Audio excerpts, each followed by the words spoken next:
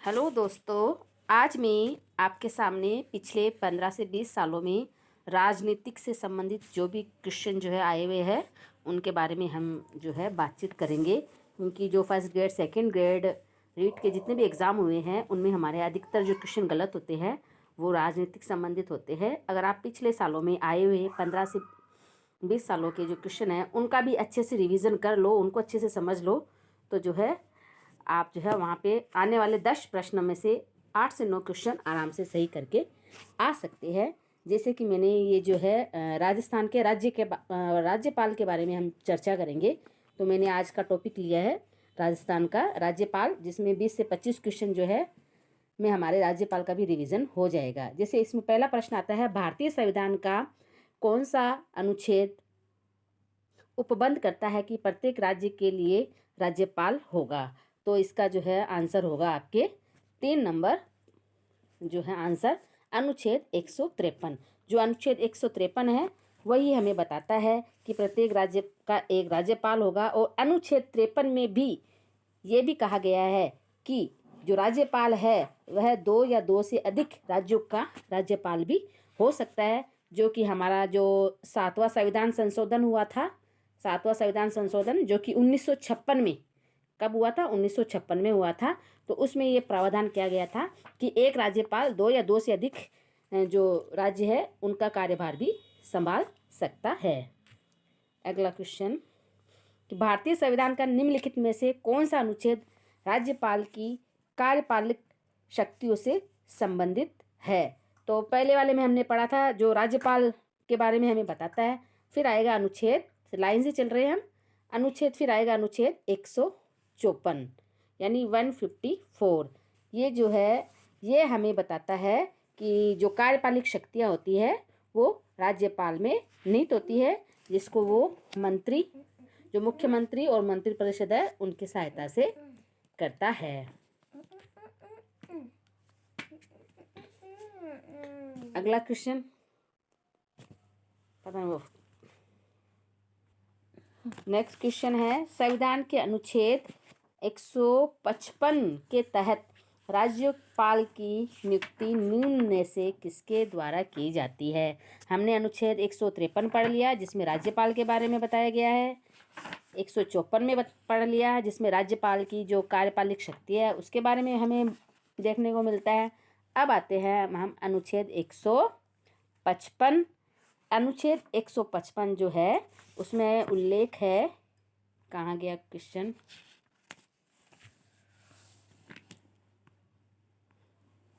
हाँ, यह आ गया। अनुच्छेद 155 है कि जो है राज्यपाल की नियुक्ति कौन करेगा?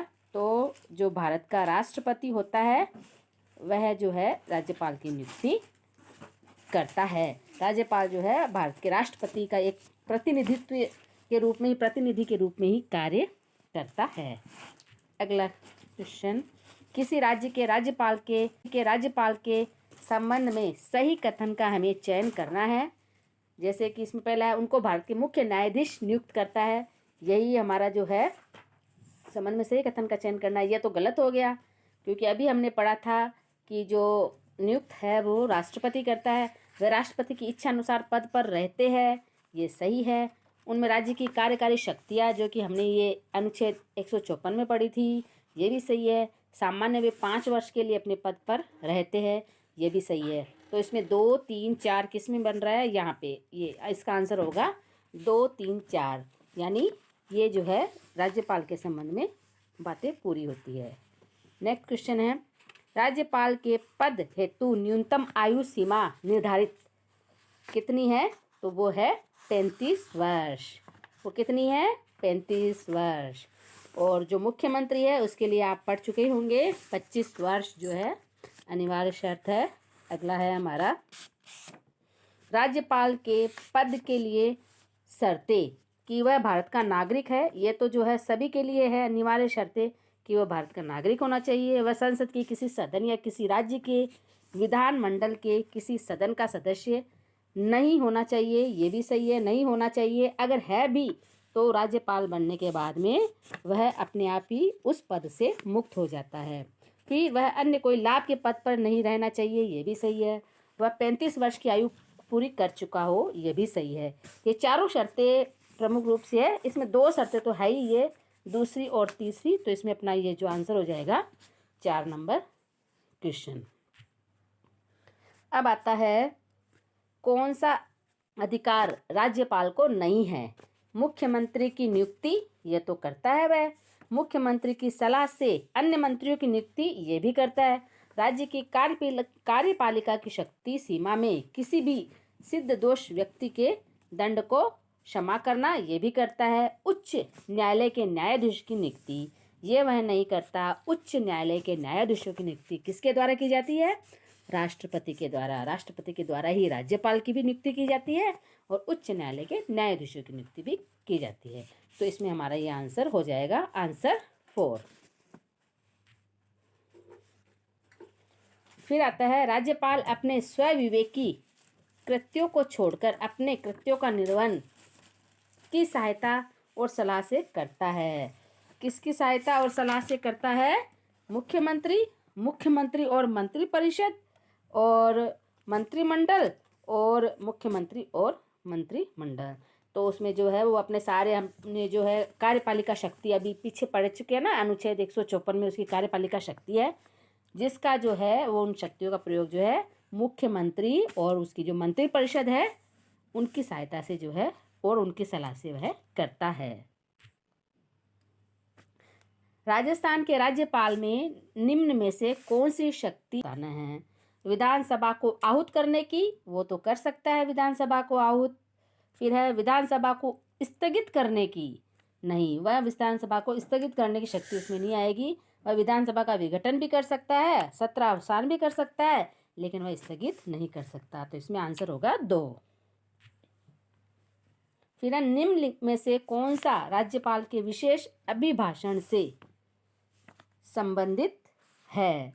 अनुच्छेद 176, अनुच्छेद 123, अनुच्छेद 177, अनुच्छेद 173। तो इसमें आएगा राज्यपाल के अभिभाषण से संबंधित है अनुच्छेद 100, कहाँ गया, अनुच्छेद 176। ये स्क्रीन बार बार में चली जाती है तो प्रॉब्लम हो जाती है। चलो नेक्स्ट क्वेश्चन। राज्यपाल द्वारा अध्यादेश जारी करने से संबंधित शक्तियों का वर्णन संविधान के किस अनुच्छेद में किया गया है? तो ये जो है ये तो सभी जानते होंगे, अनुच्छेद 213 में। जो अनुच्छेद 213 है उसी में जो है उससे संबंधित शक्तियों का वर्णन क्या, इसमें होगा आंसर आपके 213। संविधान के किस अनुच्छेद में राज्यपाल को विधानसभा में एंग्लो इंडियन समुदाय के सदस्यों को नियुक्त करने का अधिकार है? तो ये होगा आपका 333, यानी 333 में अगर राज्यपाल को या लगता है कि एंग्लो इंडियन समुदाय की जो है सदस्य उसमें नहीं है, तो वो अपनी तरफ से एंग्लो इंडियन समुदाय को अपनी तरफ से मनोनीत कर सकता है। तो इसका आंसर होगा अनुच्छेद 333, क्वेश्चन आंसर 3। संविधान के किस अनुच्छेद में ये हो गया अपना? चलो ठीक है, अगले नेक्स्ट वीडियो में हम मिलेंगे और 10 से 12 क्वेश्चन और है इसमें, उनके साथ। तब तक थैंक यू।